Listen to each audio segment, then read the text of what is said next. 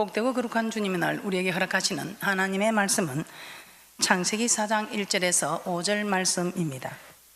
아담이 그 아내 하와와 동침하며 하와가 잉태하여 가인을 낳고 이르되 내가 여호와로 말미암아 덕남하였다 하니라. 그가 또 가인의 아우 아벨을 낳았는데 아벨은 양치는 자였고 가인은 농사하는 자였더라. 세월이 지난 후에 가인은 땅의 소산으로 제물을 삼아 여호와께 드렸고 아벨은 자기도 양의 첫 새끼와 그 기름으로 드렸더니 여호와께서 아벨과 그 제물은 연락하셨으나 가인과 그 제물은 연락하지 아니하신지라. 가인이 심히 분하여 안색이 변하니. 계속해서 우리는 예배에 대해서 살펴보고 있습니다. 예배가 성공하면 인생이 성공한다. 누구나 너무나 잘 알고 있는 말씀입니다. 그러나 나의 드리는 예배가 연락이 되었는지 연락이 되지 아니하였는지 살펴볼 계를도 없이 또 살펴보기가 어떻게 해야 살펴보는 것인지도 우리는 참으로 모르고 나의 예배는 연락이 되고 있다고 생각할 수도 있다는 것입니다. 그래서 계속해서 연락되는 예배와 연락되지 않는 예배에 대해서 말씀을 드리고 있습니다. 자, 오늘은 신약 시대를 살펴보도록 하겠습니다. 자, 그렇다면 신약 시대는 어떨까요? 신약 시대는 구약 시대와 달리 짐승의 피가 아니라 예수 그리스도의 피를 힘입어 담대하게 지성소에 들어갈 수 있게 되었다는 것입니다. 히브리서 10장 19절에서 20절 말씀 합독하도록 하겠습니다. 시작. 그러므로 형제들아 우리가 예수의 피를 힘입어 성소에 들어갈 담력을 얻었나니 그 길은 우리를 위하여 휘장 가운데로 열어놓으신 새롭고 산 길이요 휘장은 곧 저의 육체니라. 우리 주님께서 우리에게 유월절 어린 양, 우리에게 영원한 어린 양이 되어 주심으로 우리 주님의 그 피값으로 우리는 이제 주님 앞에 피를 드리는 것이 아니라 주님의 이름으로 이 성소에 들어갈 수 있는 담력을 얻었다는 것입니다. 그래서 우리는 착각할 수 있습니다. 누구든지 예수 그리스도 이름으로 예배만 드리면 모든 예배가 하나님께 연락이 된다고 생각할 수 있습니다. 자, 이에 대해 예수님은 어떻게 하셨으며 또한 초대교회 서대반 집사는 어떻게 하셨으며 또 사도 바울은 어떻게 하셨는지 말씀을 통해서 한번 찾아보도록 하겠습니다. 자, 먼저 예수님을 한번 살펴보도록 하겠습니다. 신약 성경에서 예배에 관하여 가장 정확하게 증거해 주는 말씀은 요한복음 4장입니다. 여기 등장하는 수가성의 한 여인과 예수님의 대화를 통해서 우리는 신약 시대에 이르러 예배하는 자는 어떻게 예배하는가를 말씀하고 있습니다. 하나님은 어떤 예배를 받으시는가를 정확하게 알 수 있습니다. 사마리아 땅에 수가라는 동네를 지나가시던 예수님은 행로에 지쳐서 우물가에 앉아 잠시 쉬게 됩니다. 그때 물을 길러 오는 한 여인을 만나게 됩니다. 그 여인이 어떤 여인입니까?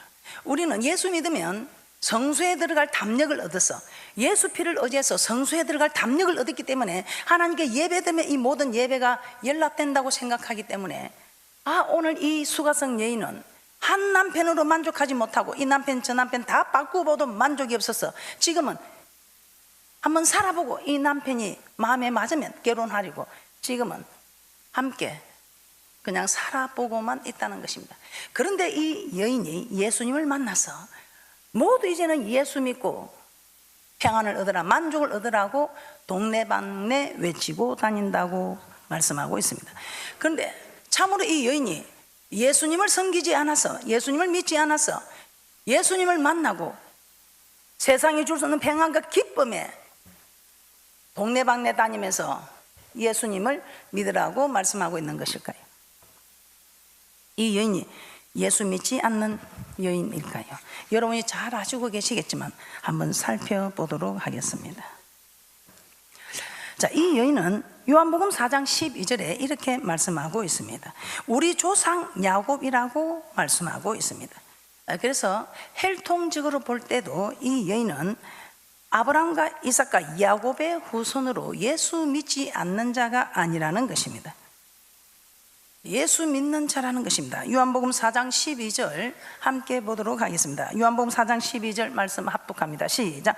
우리 조상 야곱이 이 우물을 우리에게 주었고 또 여기서 자기와 자기 아들들과 짐승이 다 먹었으니 당신이 야곱보다 크니까. 자, 우리 조상 야곱이라면 아브라함과 이삭과 야곱의 후손 맞습니까? 그럼 이 사람이 예수 믿지 않는 사람일까요?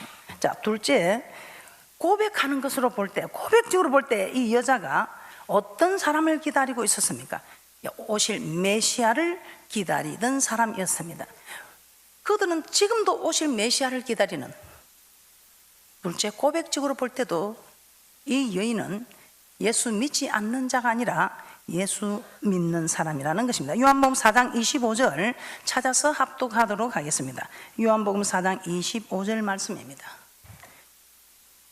주는 그리스도시요 살아계신 하나님의 아들이라고 우리는 고백했지만 이 여인은 오실 메시아를 기다리고 있는, 즉 우리와 함께 오시면 고백할 그는 믿는 사람이라는 것입니다. 요한복음 4장 25절입니다. 시작. 여자가 가로되 메시아 곧 그리스도라는 이가 오실 줄을 내가 아노니 그가 오시면 모든 것을 우리에게 고하시리이다. 자, 메시아 그리스도 하는 일을 지금 고백하기 위하여 기다리고 있는 건 맞습니까? 메시아를 기다리고 있는, 우리는 가신 메시아를 지금 믿고 따르고 이들은 오실 메시아. 세 번째 어떨까요? 지리적으로 한번 살펴보도록 하겠습니다. 솔로몬 왕은 처음에 하나님이 잘 섬겼다고 했습니다. 그러나 이방 여자들과 결혼하면서 이방신을 끌어들이고 마침내 예루살렘에 이방신을 위하여 산당들을 짓기 시작하셨습니다. 우리 하나님께서는 솔로몬에게 꿈에 2번이나 나타나셔서 경고하셨습니다. 그럼에도 돌이키지 않게 되자 우리 하나님께서는 다윗에게 한 그 언약을 생각하사 솔로몬 때에는 저주를 내리지 않고 그 아들 르호보암 시대에 이스라엘을 북이스라엘과 남유다로 분열시켜 버립니다. 자, 요한복음 4장에 나오는 이 사마리아는 바로 북이스라엘의 중심지고 수가는 그 중에 한 성입니다.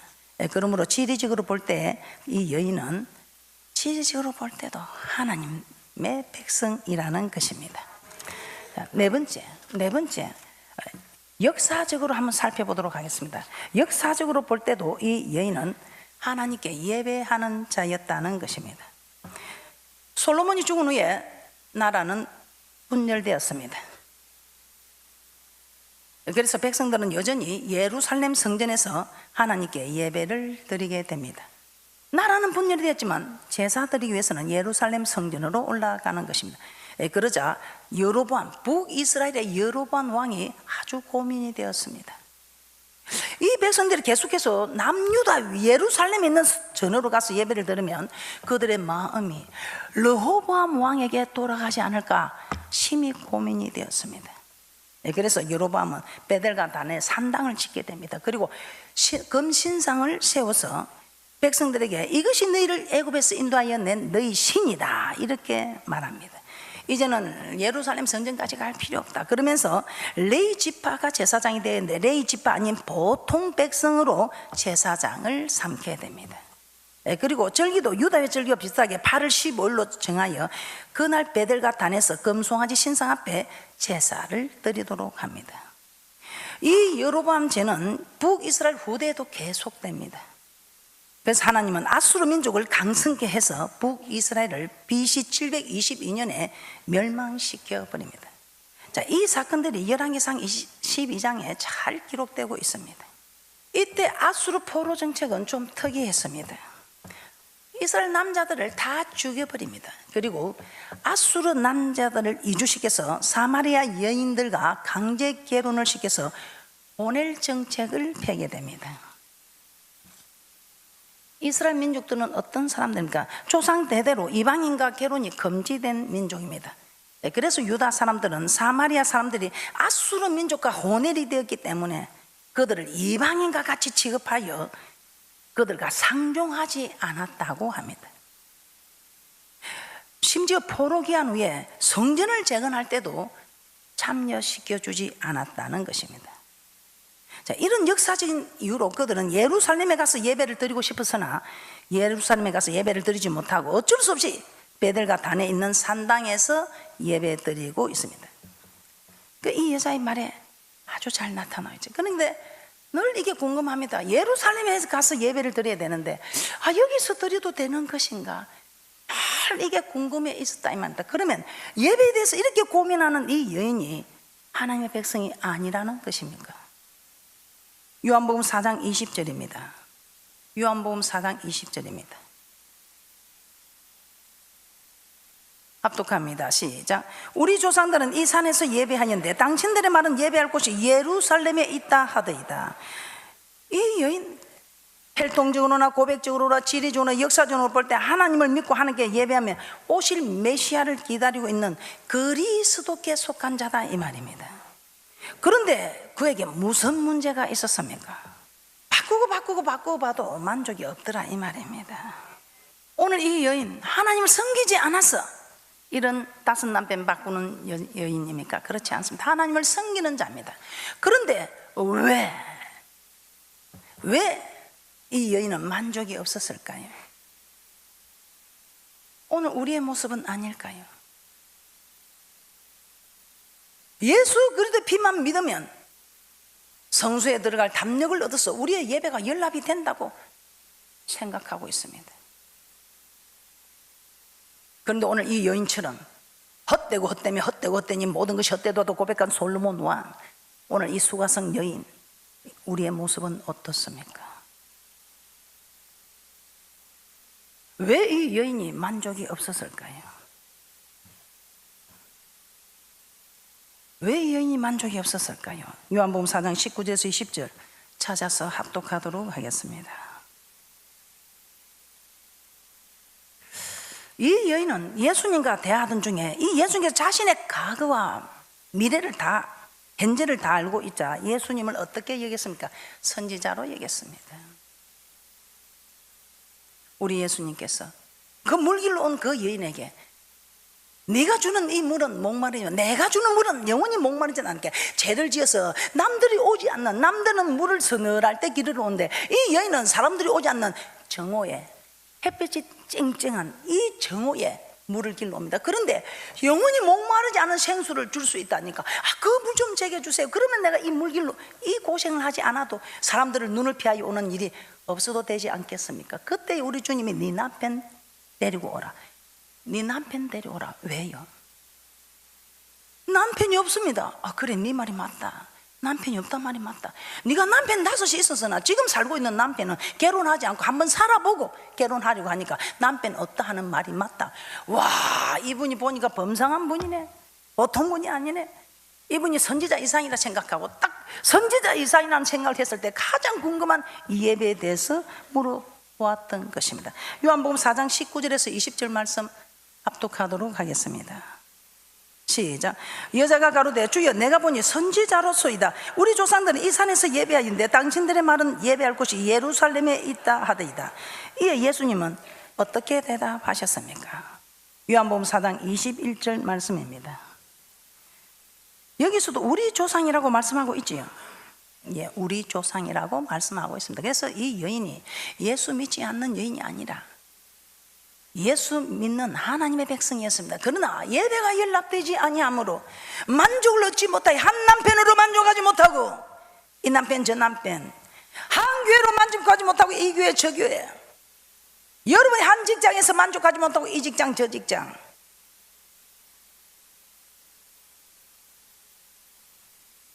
요한복음 4장 21절 말씀 합독합니다. 시작. 예수께서 가라사대 여자여 내 말을 믿으라. 이 산에서도 말고 예루살렘에서도 말고 너희가 아버지께 예배할 때가 이르리라. 이 산에서도 말고 예루살렘에서 말고.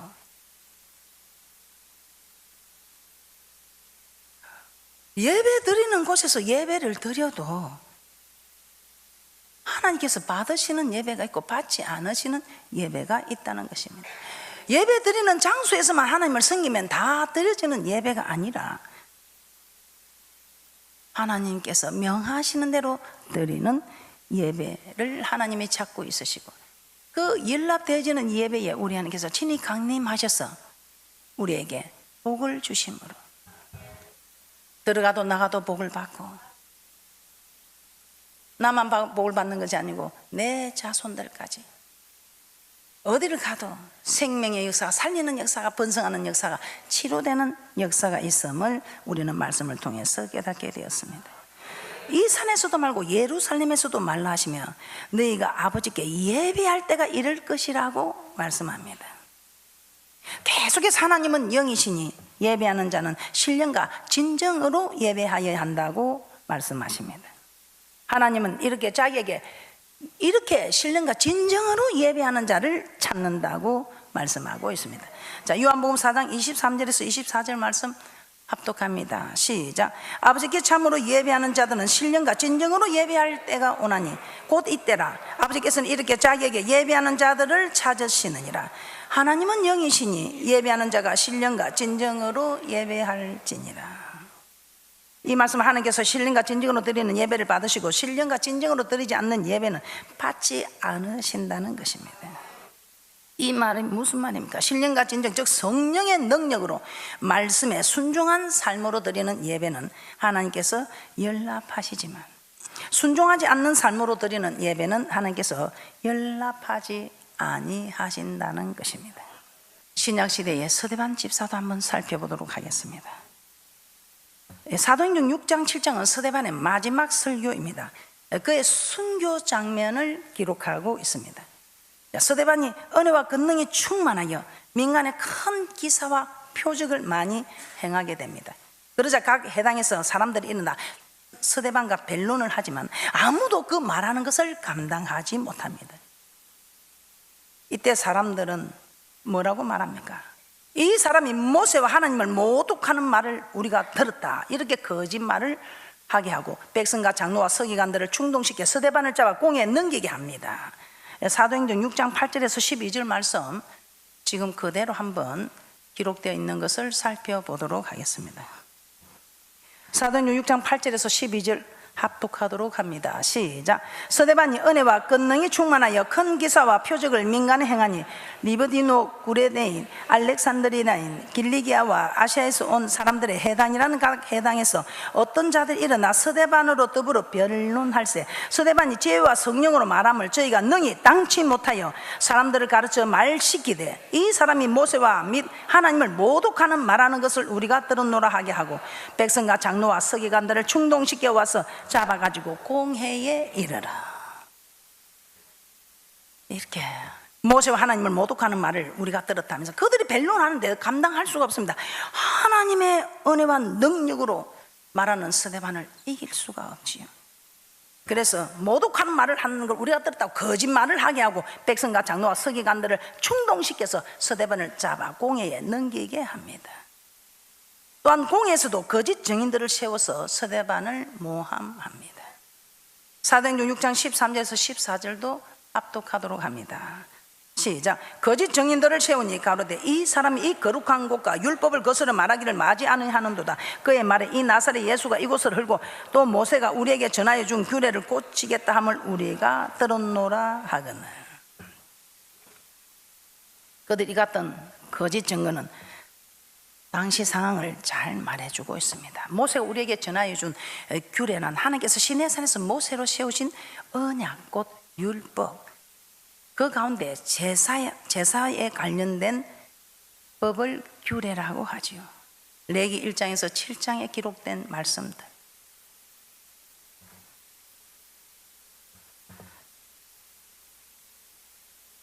그것을 고치겠다 하셨다고 서대반이 말하는 것을 들었다고 거짓 증거한다는 것입니다. 그래서 대제사장은 그 사실 여부를 서대반에게 묻게 됩니다. 그때 서대반은 이렇게 말합니다. 하나님께서 아브라함을 택하신 사건에서부터 이스라엘 백성을 애굽에서 구원하신 목적과 함께 그들이 하나님 앞에 범죄한 사건들을 이야기합니다. 자, 그 이야기가 사도행전 7장 41절에서 43절에 기록되어 있습니다. 이스라엘 백성이 하나님 앞에 잘못된 예배를 드린 사건을 말씀하고 있습니다. 사도행전 7장 41절에서 43절 말씀 합독합니다. 시작. 그때에 저희가 송아지를 만들어 그 우상 앞에 제사하며 자기 손으로 만든 것을 기뻐하더니 하나님이 돌이키사 저희를 그 하늘의 군대 섬기는 일에 버려두셨으니 이는 선지자의 책에 기록된 바 이스라엘의 집이여 40년을 그 광야에서 너희가 희생과 제물을 내게 드린 일이 있었느냐. 몰록의 장막과 신 네판의 배를 받들었으며 이것은 너희가 절하고자 하여 만든 형상이로다. 내가 너희를 바벨론 밖에 옮기리라 함과 같으니라. 선지자 아모스의 책에 기록된 바와 같이 너희의 열조가 모세와 함께 강야 교회에 있으면서 하나님께 수많은 제사를 드렸지만 하나님 보시기에 그런 하나님을 섬기는 것이 아니라 자신들을 위하여 우상을 만들어 두고 자신들의 생각대로 자신들의 뜻대로 제사를 드리고 있다는 것입니다. 아버지의 뜻대로 드리는 제사가 아니라 하나님께서 명하시는 대로 예배하라고 출애굽기 8장 21절은 분명하게 말씀하고 있는데, 하나님의 뜻대로 하나님이 명하시는 대로 드리는 예배가 아니라 자기들의 좋은 모습으로 자기들의 좋은 생각으로 자기들의 하고 싶어 하는 욕심대로 자기들을 위하여 우상을 만들어 그것에게 제사는 것과 같았다고 말씀하고 있습니다. 자, 이로 인해 결국 하나님께서 그들을 바벨론 밖으로 내어 쫓으셨다고 말씀하고 있습니다. 스데반은 왜 대제사장에게 이런 말을 했을까요? 그 이유가 사도행전 7장 51절에 기록되고 있습니다. 사도행전 7장 51절입니다. 너희 조상들도 목이 곧아서 하나님의 말씀을 청종하지 않고 하나님의 법을 버리고 자기의 길을 택하여 감으로 말미암아 하나님께서 그들의 예배를 받지 않고 바벨론으로 포로가 되게 한 사실을 알고 있으면서 너희들도 마음과 귀에 할례를 받지 못하고 그렇게 지금 따라하고자 하느냐 이 말입니다. 사도행전 7장 51절 말씀입니다. 합독합니다. 시작. 목이 곧고 마음과 귀에 할례를 받지 못한 사람들아, 너희가 항상 성령을 거스려 너희 조상과 같이 너희도 하는도다. 야, 너희 조상들이 하나님의 말씀을 청종하지 아니하고 내게로 돌아오라 내게 돌아오라 내가 명하는 대로 예배를 드리라 해도 너희들이 내게 청종하지 않았던 너희 조상들과 같이, 너희들도 지금 목이 곧은 백성들하고 하나님이 그들에게 말해도 그들이 듣지 않는데, 너희 조상들도 내가 그렇게 목이 곧은 백성들 하여도 듣지 않았는데 너희들도 그렇게 하느냐. 그렇게 목이 곧은 백성들이 되어서 결국에 어떻게 되었냐? 바벨론의 포로가 되었지 않느냐. 그런데 너희들 역시 마음과 귀에 할례를 받지 못하고 성령을 거스려 너희 조상들과 같이 하려 하느냐. 하나님의 말씀을 청종하지 않고 규례의 행실만 쫓아 예배드리고 있다고 합니다. 이 말이 무슨 말입니까? 하나님께서 너희 조상들의 제사를 받으시지 아니했던 것처럼 지금 너희들이 드리는 이 예배도 하나님 받지 아니하신다 이 말입니다. 이런 스데반의 책망에 대제사장과 장로들이 어떻게 합니까? 사도행전 7장 54절입니다. 함께 봅니다. 시작. 저희가 이 말을 듣고 마음에 찔려 저를 향하여 이를 갈거나, 이를 간다 이 말은 하여튼 좋은 거 아니지요. 스데반의 책망에 대제사장들과 장로들은 마음의 찔림을 받습니다. 그러나 돌이키지 않고 오히려 스데반을 향하여 이를 갈았다고 합니다. 우리 하나님께서는 아무 예배를 받아주는 것이 아니라 말씀대로 순종하는, 말씀을 청종하지 않는 예배, 지금도 우리에게 이렇게 말씀하십니다. 너희가 희생과 제물을 내게 드린 일이 있느냐 라고 책망하십니다. 신약시대에 연락되지 않는 예배에 대해서 사도 바울의 모습을 한번 살펴보도록 하겠습니다.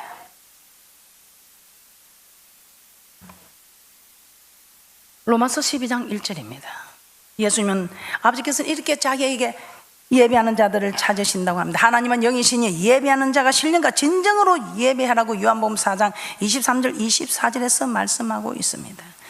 신령과 진정으로 드리는 이 예배가 우리가 이 시대에 드릴 영적 예배라는 것입니다. 그래서 로마서에도 보면 사도 바울을 통해서 우리가 드릴 영적 예배에 대해서 말씀하고 있습니다. 로마서 12장 1절입니다. 합독하도록 하겠습니다. 시작. 그러므로 형제들아, 내가 하나님의 모든 자비하심으로 너희를 권하노니 너희 몸을 하나님의 기뻐하시는 거룩한 산 제사로 드리라. 이는 너희 드릴 영적 예배니라. 사도 바울은 우리의 몸을 하나님께서 기뻐하시는 거룩한 산제사, 거룩한 산제사 무엇입니까? 거룩이 무엇입니까? 요한복음 17장 17절에 진리로 거룩하게 하옵소서. 아버지의 말씀은 진리니이다. 말씀대로 드려지는 이 제사가 거룩한 제사라는 것입니다. 이 제사가 영적 예배라는 것입니다. 하나님은 영이시니 그 몸을 하나님이 기뻐하시는 거룩한 산제사로 드리는 자를 찾으신다는 것입니다. 명하시는 대로 드리는 예배, 즉 말씀대로 드려지는 예배. 출애굽기 8장 27절에 명하시는 대로 드리는 예배. 자, 신약 시대에 있어서 예수님 서대반 집사 사도 바울의 가르침을 통해서 예수님께서 십자가 사직을 마치신 신약 시대에도 그 모든 예배가 하나님께 연락되는 것은 아니며 연락되지 않는 예배도 있다는 것을 말씀을 통해서 우리에게 깨닫게 합니다. 그래서 이제부터는 우리가 정말 영적 예배, 신령과 진정으로 드리는 예배가 아니면 연락되지 아니한다는 것을 아시고 연락되는 예배가 되기를 소원하며 하나님께서 명하시는 대로 드리는 예배가 되어서 모두가 드리는 예배가 연락되어지기를 주님의 이름으로 소원하며 축복합니다.